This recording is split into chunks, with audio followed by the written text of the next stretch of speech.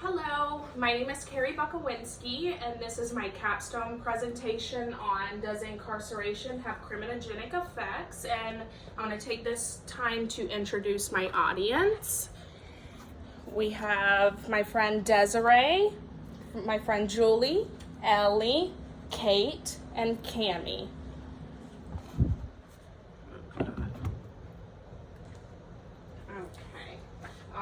Again, as I said, my title of my capstone presentation is Does Incarceration Have Criminogenic Effects? And the next slide. Okay, and my name is Carrie Bukowinski. I'm here today to present my capstone presentation. I've been with Kaiser University throughout my associate's degree in criminal justice, and now I am finally approaching the end of my bachelor's degree in criminal justice. Throughout my studies, I have grown into the passion behind the correctional system and the importance of maintaining the goal of rehabilitation for the inmates who are incarcerated. Next slide. Okay, all right, so I just wanted to start out this presentation with a few keywords. Some of you may not be familiar with some of the words that I'll be presenting. Some of you may be familiar, but I felt that this was a good way to start it. Does anyone know what custodial sanctions are? No. Nope. Okay, so pretty much custodial sanctions are anything that deprives someone of freedom. So consider that to be jails or prisons. Okay, and then non-custodial, that would be to where it does not deprive an offender of their freedom. So consider it as probation, house arrest, fines, community service, electric monitoring. Okay, and then we have, hold on, go back. Oh, sorry. It's okay. All right, and then several goals of corrections will be discussed throughout my presentation.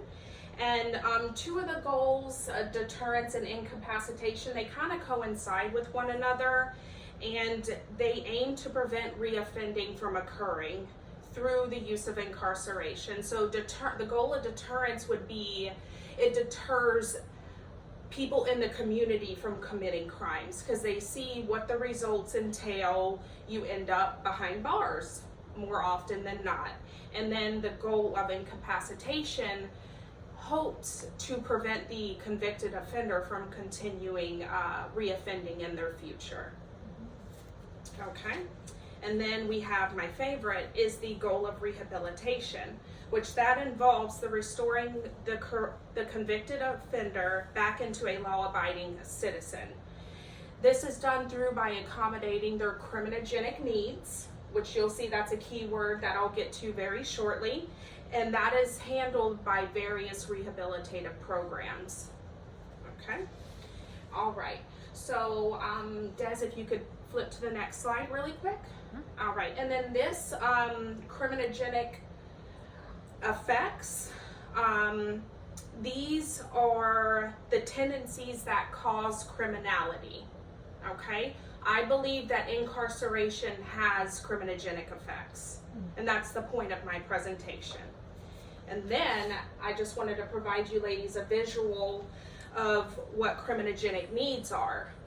Each and every inmate is dealing with, if not all of these criminogenic needs, they're probably dealing with some of them. So just a little rundown, although you can see it here on the PowerPoint: history of antisocial behavior, antisocial personality traits, antisocial cognition, antisocial associates or peers, family and marital problems, school and employment problems, problems with leisure and recreational time, and I like to think of like boredom, and then substance use and low self-control.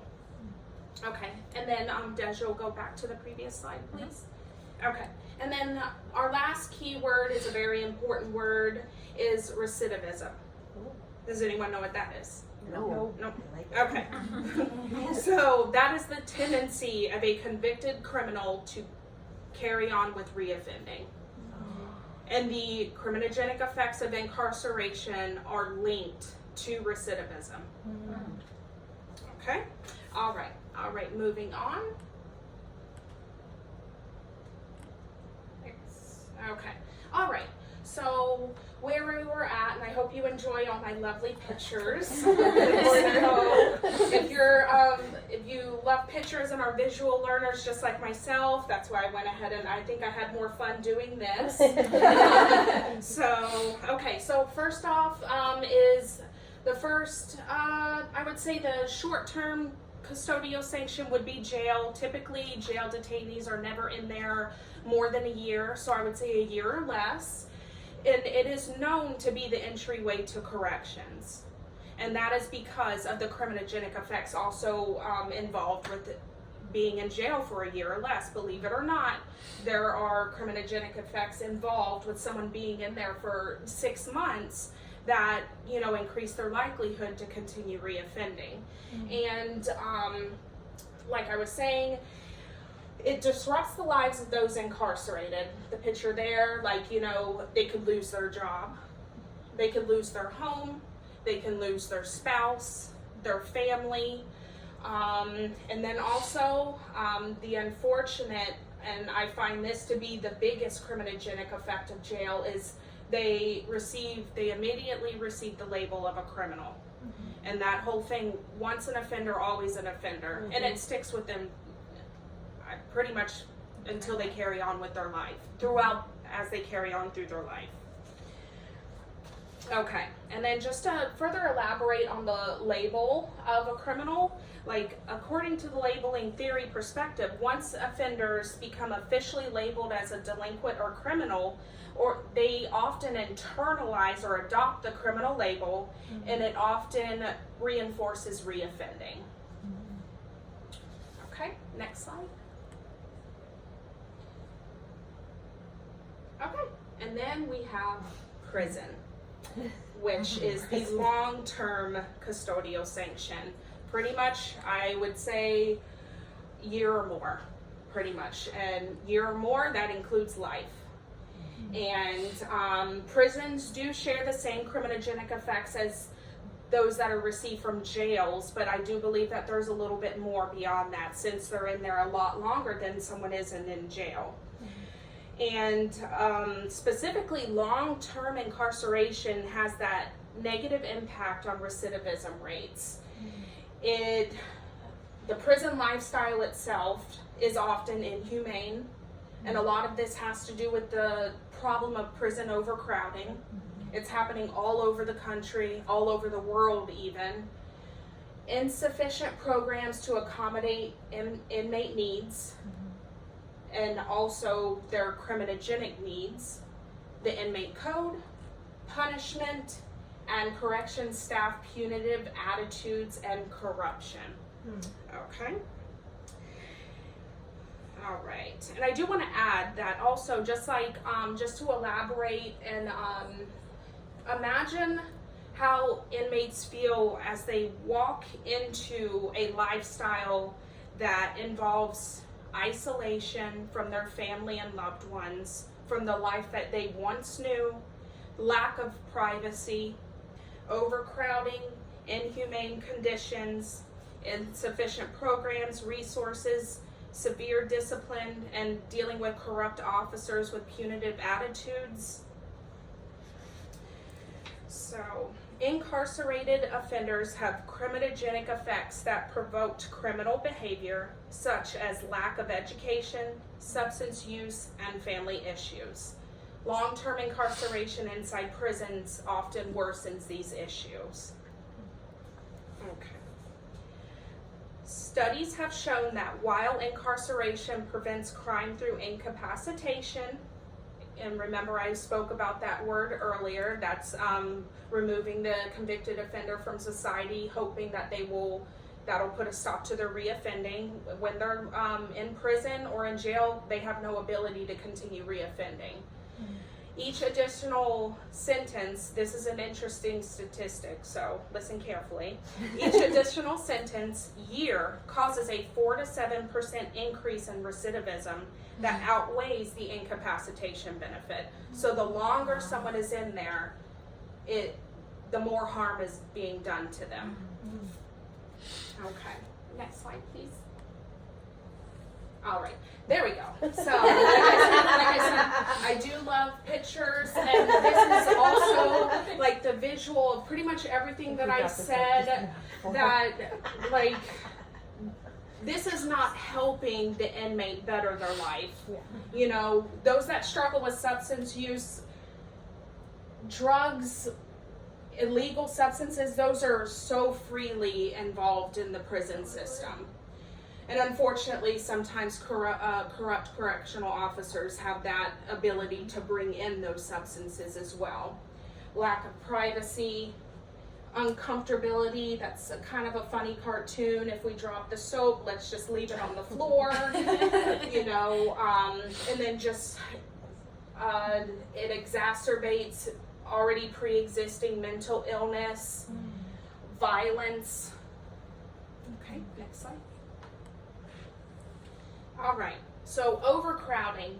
I know this picture is a little smaller than I was hoping, but this shows you like the states that are in black, those are operating at 140% or more capacity. Green is 110 to 139%, and white is a 100 to 109 and less, or sorry, gray. And then white, those are operating at level capacity. And notice there's like what, a handful of those states in the US. Okay, so overcrowding is a very, very severe issue. You know, already prisons appear to not provide sufficient resources, sufficient health care, mental health care. Imagine how much of a struggle it is once someone's operating at 140% or more. To me, that is just inhumane.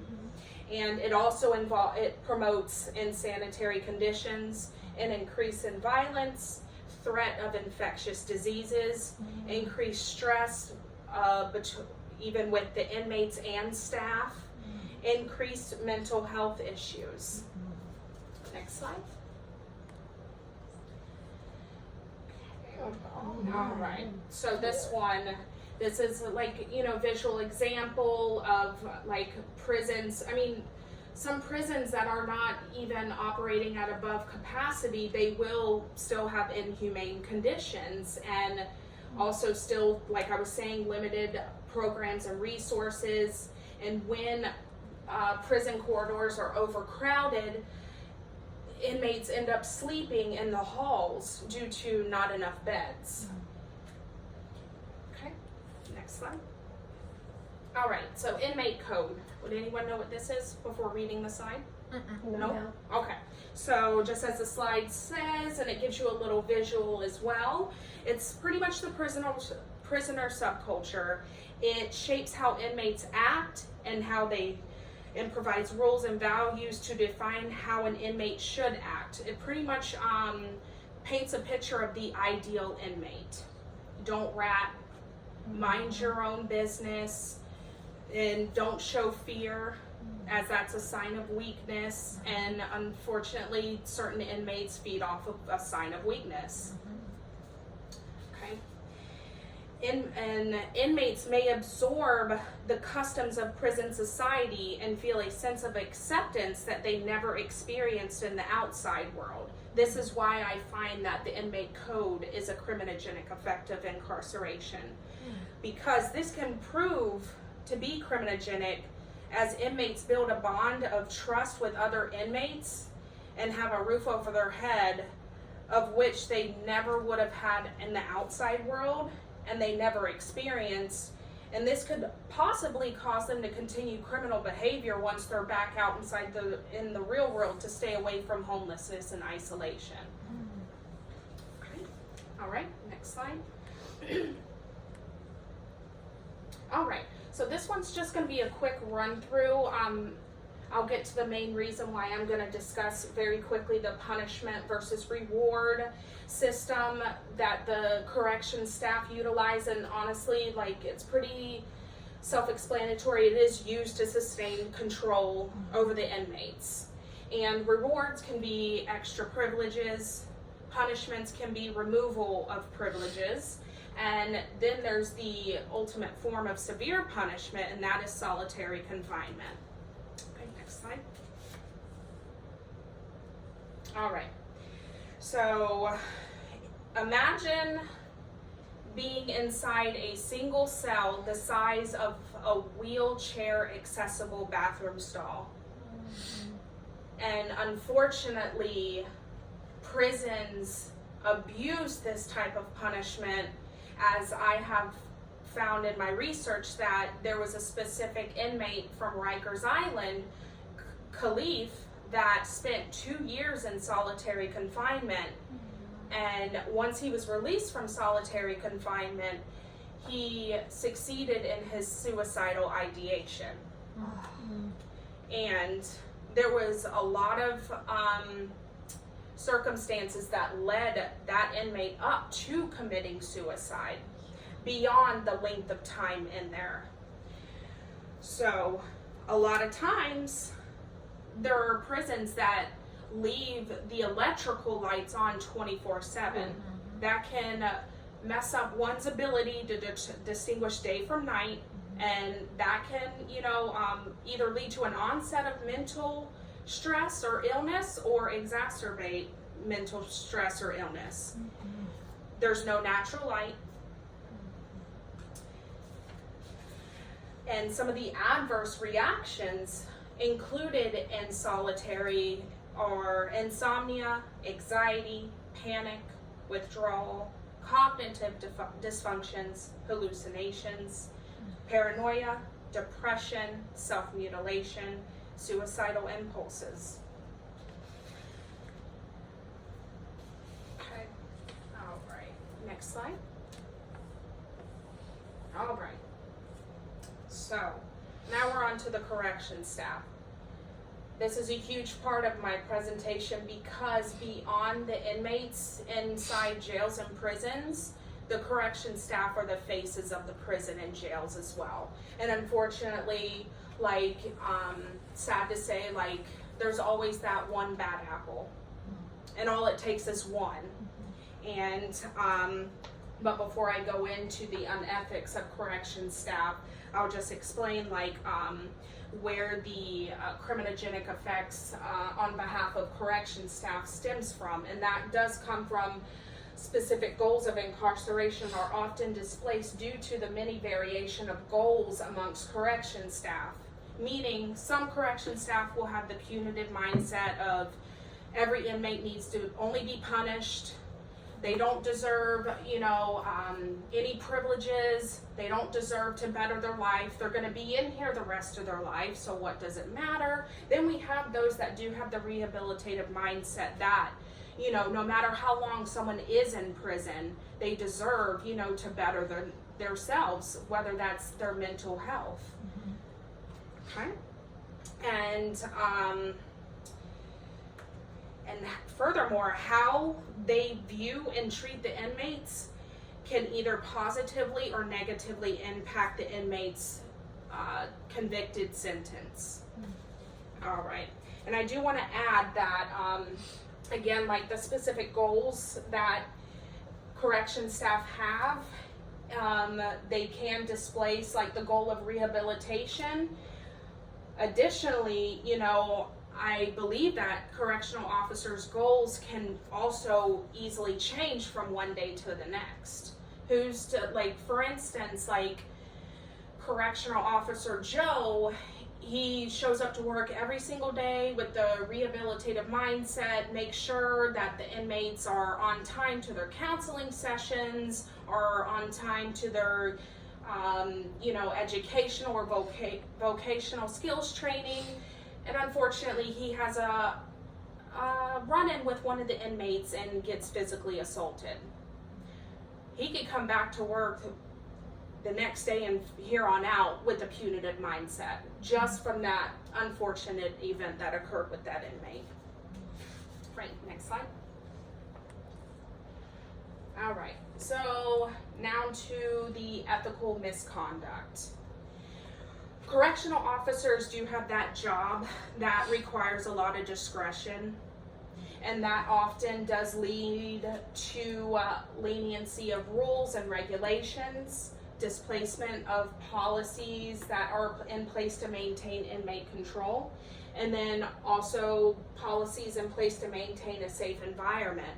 The use of discretion can, I believe it, it can often lead to ethical misconduct.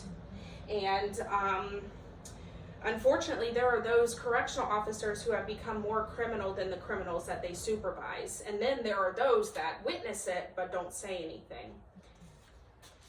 All right, so the first one is like abuse of power and authority. That can simply occur whenever a correctional officer takes it upon themselves to make a decision outside of their position. And again, this leads to the leniency of the rules and regulation. It just provides an inconsistent, day-to-day, daily operations of the prison. All right, and then we have mistreatment of inmates. This could be abuse, excessive use of force, purposeful or unintentional neglect. One of my, the ones that I feel that are very common, especially in overcrowded prisons, is the unintentional neglect or purposeful neglect. And that can just even be whenever, like this picture right there, like, he just tells them to slap a Band-Aid on it. And just turns a blind eye on any, safety, any concerns of safety. If anyone is in need of medical assistance, they just turn a blind eye. Okay, next slide. All right, so intermediate sanctions, also known as the non-custodial sanctions, I believe those should be considered as an alternative to incarceration, at least for those low-level offenders. Offenders will not experience the criminogenic effects of incarceration. All those criminogenic effects that we just discussed, they would not be, succumb to those. And they are less likely to experience disruption of their lives. Like those offenders that are on probation, they can typically still manage to uphold a job. They can still live in their own home with their family. They're just still, under community surveillance. And again, it does assist with the problem of overcrowding, which I find to be one of the biggest factors as to why incarceration is criminogenic.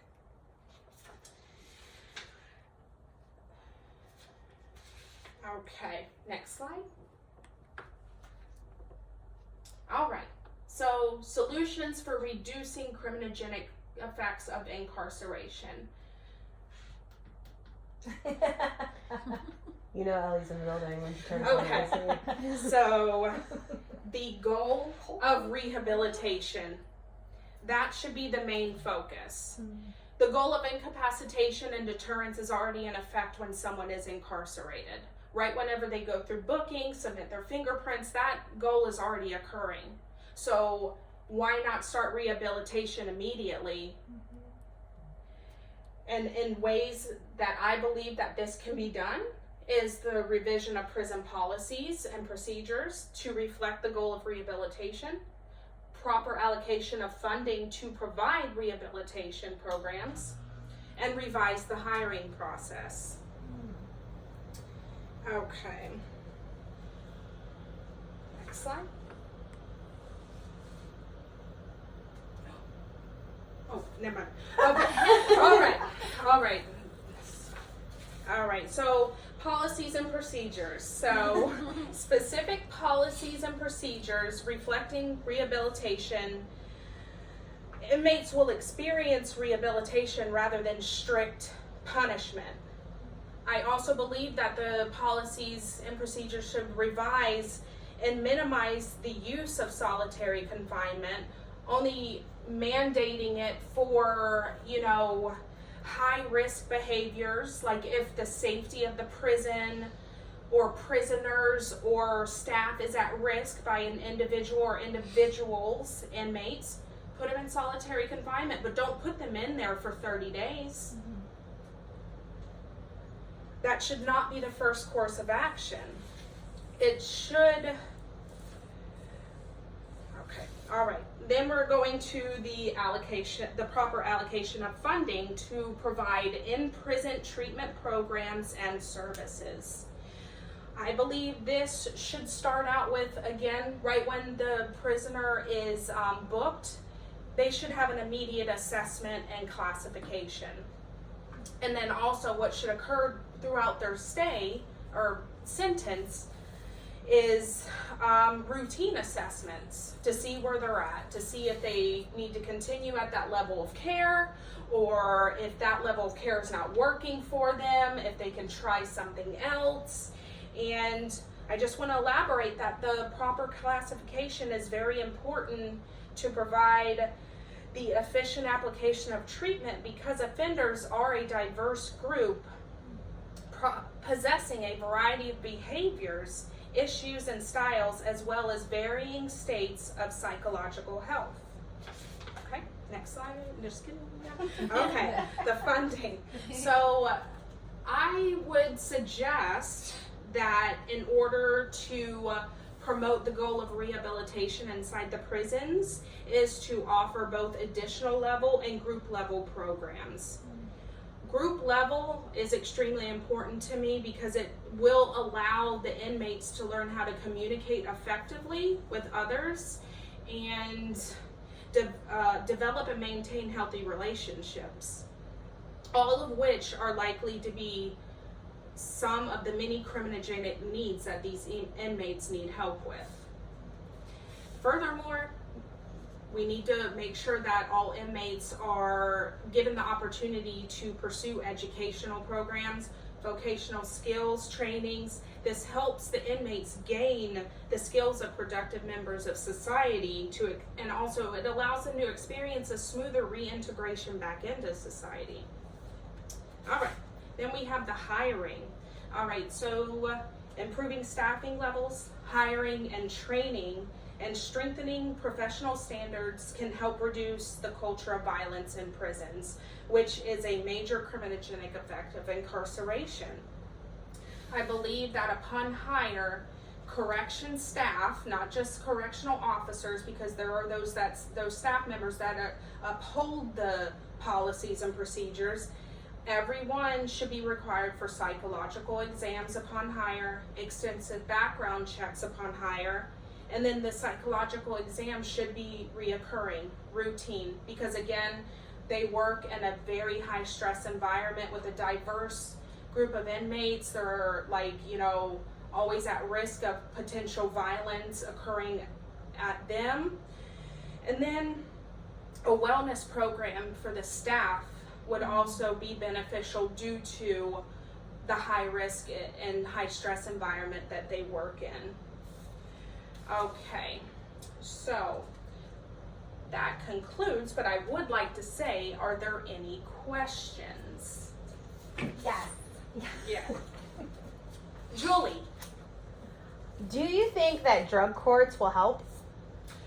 I do, because like I said, intermediate sanctions for the low-level offenders, I believe that should be an alternative for low-level offenders struggling with substance use, because bringing them inside the prisons that are already lacking with the rehabilitative programs to where it's like a revolving door for illegal substances entering the contraband, it's all over the place. I believe it would help.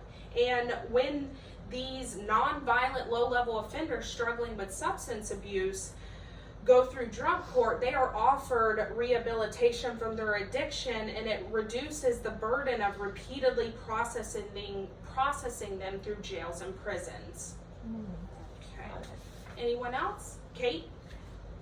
What do you think about the inmates who have life sentences? Should prisons provide equal opportunity of rehabilitation to them, although they are in prison for life? Oh, that's a good question.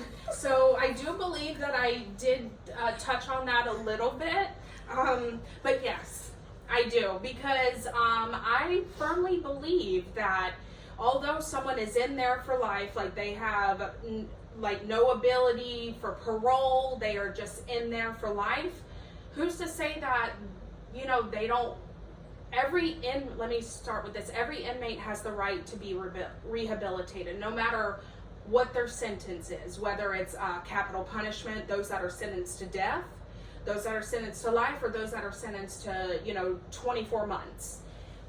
Everyone has that right, and who is to say that those inmates who are in there for life and they take the opportunity to go through those rehabilitative programs, that they won't, promote the new inmates to go through it as well. It's like they'll show that no matter, like, although I'm here the rest of my life, this is still benefiting me. Mm-hmm. And I feel that would rub off on those new inmates that are not in there for life. Any other questions? Ellie? What prison programs can be offered to pursue the goal of rehabilitation? Okay, so I do have a few in mind. I would say like faith-based programs, cognitive behavioral therapy, drug rehabilitation, anger management, job skills, education, and then just wellness rehabilitation, like, yoga, meditation. So, okay, any other questions? Okay, well, that does conclude my presentation. I am very excited, and thank you all for joining me today. Thank you.